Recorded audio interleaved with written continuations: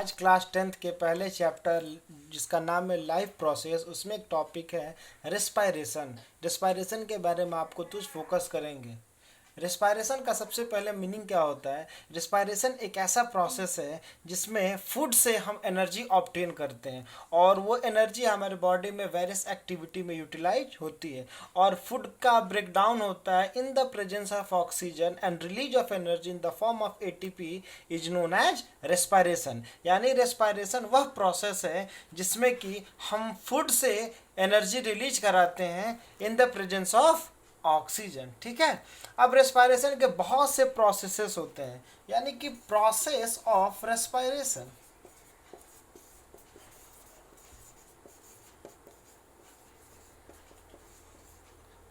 Process of respiration यानी कि respiration की कितनी प्रोसेसेस होती हैं? सबसे पहले रेस्पायरेशन की प्रोसेस होती है ब्रीदिंग।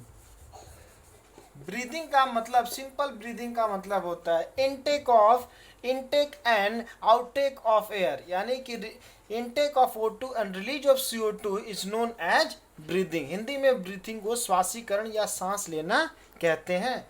दूसरा है गैसियस एक्सचेंज।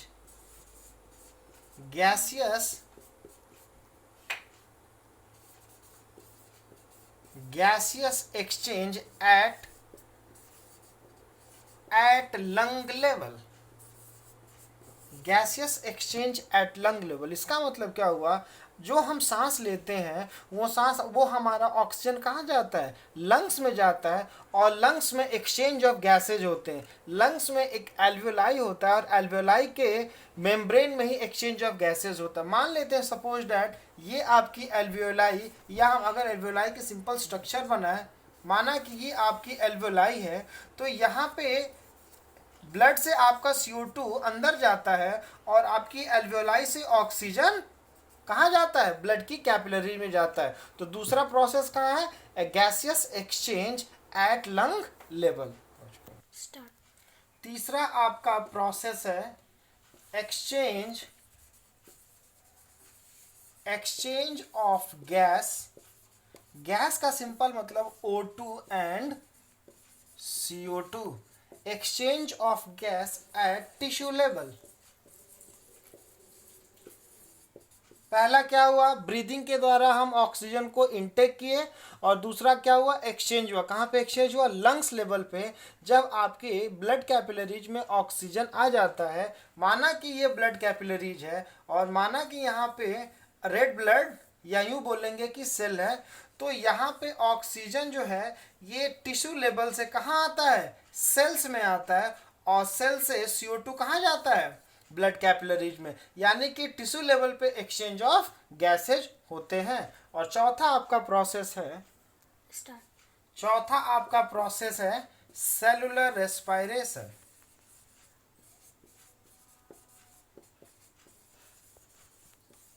सेलुलर रेस्पायरेशन, जैसा कि नाम से पता चल जा रहा है, यह कहाँ पे रेस्पायरेशन होता है? Within the cell. यानी कि प्रोसेस क्या हुआ? सबसे पहले ब्रीदिंग हुआ, ब्रीदिंग से ऑक्सीजन कहाँ गया?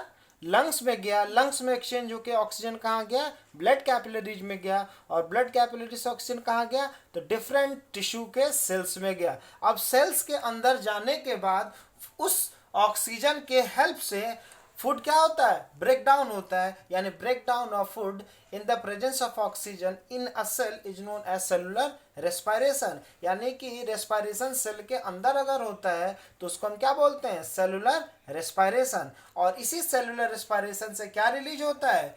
एनर्जी रिलीज होता है। इसी सेलुलर रेस्पायरेशन से आपको एनर्जी रिलीज होता है, और एनर्जी किस फॉर्म में होता है? वो एनर्जी एटीपी के फॉर्म में होता है। एटीपी एक तरीके का बायोमॉलिक्यूल है जिसका फुल नेम है adenosine triphosphate.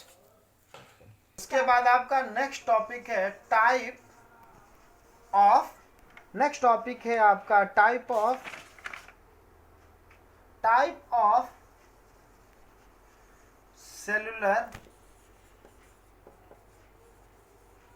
Of cellular respiration. यानी कि सेलुलर रेस्पायरेशन के भी कितने टाइप है? सेलुलर रेस्पायरेशन का मतलब break down of food in the presence of oxygen within the cell is known as cellular respiration. और there are two type of cellular respiration, that is number one is aerobic respiration. Number one is aerobic respiration, and number second is anaerobic.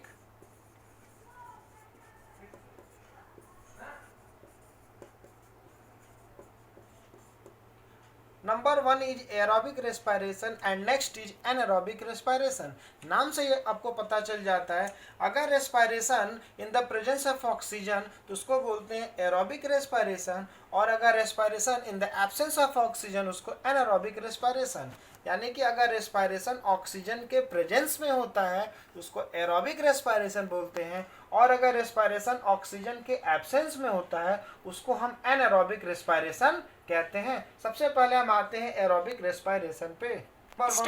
सबसे पहला आपको आते हैं aerobic respiration में। Aerobic respiration में क्या होता है, हम यहाँ पे ये देखिए ग्लूकोज है, और ये ग्लूकोज कहाँ से ग्लूकोज आता है, तो हम कोई भी फूड खाते हैं या कोई भी अगर हम फूड जो हमारे बॉडी के अंदर एंटर करता है तो फूड की डाइजेशन होती है, और डाइजेशन के बाद आपको क्या रिजल्ट मिलता है, तो ग्लूकोज यानी कार्बोहाइड्रेट ब्रेक होता है। तो किस फॉर्म में रिलीज होता है, ग्लूकोज के फॉर्म में रिलीज होता है, और वो ग्लूकोज जो है आपकी इंटेस्टाइन्स की विलाई एब्जॉर्ब करके कहाँ लेके चली आती है, तो ब्लड कैपिलरीज में लेके चली आती है, और वो ब्लड कैपिलरी से कहाँ जाता है, तो सेल के अंदर वो ग्लूकोज चला गया।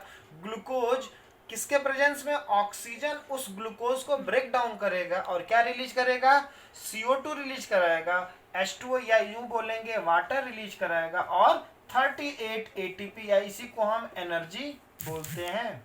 याद रखिएगा 38 कहीं कहीं पे 36 भी लिखा रहेगा, इसका मतलब है 2 ATP यूटिलाइज हो जाता है इस रिएक्शन को इनिशिएट, इस रिएक्शन को करने में। एक बात सब फिर से मैं रिपीट करता हूँ, एरोबिक रेस्पिरेशन में क्या होता है, ग्लूकोज को हम फूड मानते हैं, जैसे कि हमने रेस्पिरेशन का डेफिनेशन बताया कि break down of food in the presence of oxygen is known as respiration. यानी कि अगर फूड है, फूड किसके प्रेजेंस में ब्रेक डाउन हो रहा है, तो फूड ऑक्सीजन के प्रेजेंस में ब्रेक डाउन हो रहा है, और क्या रिलीज हो रहा है, एनर्जी रिलीज हो रहा है। उसके साथ बाई प्रोडक्ट क्या है, 6CO2 या 6H2O, कार्बन डाइऑक्साइड और वाटर इसका बाई प्रोडक्ट होता है। ये एरोबिक रेस्पिरेशन होता है। यह मोस्टली हर लिविंग बींग्स में ये रिएक्शंस होते हैं, और ये एनर्जी कहाँ यूटिलाइज होता है, अब ये एनर्जी वेरियस एक्टिविटीज में कोई भी बॉडी यूटिलाइज करती है, चाहे रनिंग, वॉकिंग, एवरीथिंग, जो भी किसी इंडिविजुअल का अगर वर्कआउट है तो उसमें ये ATP यूटिलाइज होती है। यह ATP एक बायोकेमिकल है, ATP एक बायोकेमिकल है जिसका पूरा नाम है एडिनोसिन ट्राइफॉस्फेट। ATP का पूरा नाम है एडिनोसिन ट्राइफॉस्फेट। याद रखिएगा यह ATP बनने में वेरियस टाइप्स के रिएक्शंस होते हैं। जैसे ग्लूकोज जब हमारे सेल के अंदर एंटर करता है तो बहुत से टाइप के रिएक्शंस होते हैं। जैसा कि ग्लूकोज यहाँ पे हमने दिखाया इसके पहले वाले रिएक्शन में कि ग्लूकोज के ब्रेक डाउन करके ATP रिलीज होता है। तो ग्लूकोज याद रखिएगा ग्लूकोज से एनर्जी के बनने में सेवरल रिएक्शंस होते हैं। सबसे पहले ग्लूकोज का क्या होता है, ग्लाइकोलिसिस होती है। ग्लाइकोलिसिस के बाद क्या होता है, क्रेब्स साइकिल्स चलते हैं।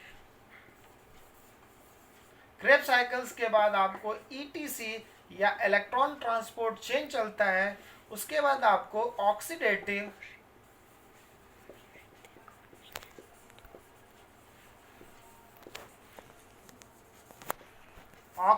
फॉस्फोराइलेशन यानी ग्लूकोज का ब्रेकडाउन होना किस फॉर्म में, इतने रिएक्शंस होने के बाद तब जाके आपको एक ग्लूकोज मॉलिक्यूल 38 ATP या 36 ATP एनर्जी रिलीज करता है। सेकेंड आपका एनारोबिक रेस्पिरेशन है। नाम से जैसा कि मैंने बताया एनारोबिक का मतलब break down of food in the absence of oxygen is known as anaerobic respiration. Anaerobic respiration में आपका फूड क्या होता है, ग्लूकोज होता है। अब ये एनारोबिक रेस्पिरेशन दो जगह होता है, या तो एनारोबिक रेस्पिरेशन मसल्स में होते हैं। अगर मसल्स में एनारोबिक रेस्पिरेशन होता है तो क्या बनता है, लैक्टिक एसिड और एनर्जी, और कितना एनर्जी निकलता है, 2 ATP एनर्जी। याद रखिएगा जब कोई भी फूड का या कोई भी ग्लूकोज का एक मॉलिक्यूल जब एरोबिक रेस्पिरेशन होता है तो 36 एटीपी रिलीज होता है, लेकिन एनारोबिक रेस्पिरेशन में कितना एटीपी रिलीज होता है? 2 एटीपी रिलीज होता है। कब? जब आपके मसल्स में एनारोबिक रेस्पिरेशन होता है तो लैक्टिक एसिड का फॉर्मेशन होता है। वही अगर हम किसी भी ग्लूकोज को अगर हम इन द एब्सेंस ऑफ ऑक्सीजन जब उसको हम फर्मेंट करेंगे ईस्ट के मदद से, ईस्ट का एक टाइप ऑफ फंजाई है, ईस्ट के मदद से अगर हम उसी ग्लूकोज को फर्मेंट करेंगे तो उस कंडीशन में क्या बनता है? एथाइल अल्कोहल या यूं बोलेंगे एथेनॉल बनता है, प्लस CO2 बनता है, प्लस एनर्जी। एनर्जी यहाँ पे एनर्जी कितना मिलेगा आपको? 2 ATP। यानी कि एक तरीका ये क्या बनाने का, अल्कोहल बनाने का प्रोसेस है कि कोई भी फूड को इन the absence of oxygen east के हेल्प से अगर हम उसको फर्मेंट करेंगे। यहाँ पे रेस्पिरेशन किस टर्म में इस्तेमाल करेंगे? फर्मेंटेशन। फर्मेंटेशन का मतलब होता है absence of oxygen. Absence of oxygen में अगर किसी फूड का स्पेशली ग्लूकोज का ब्रेकडाउन होता है तो आपको अल्कोहल बनता है। मोस्टली कौन सा अल्कोहल होता है? इथाइल अल्कोहल या इथेनॉल बनता है, प्लस कार्बन डाइऑक्साइड का एफर्वेसेंस या गैसेस रिलीज होते हैं और आपको एनर्जी कितना रिलीज होता है?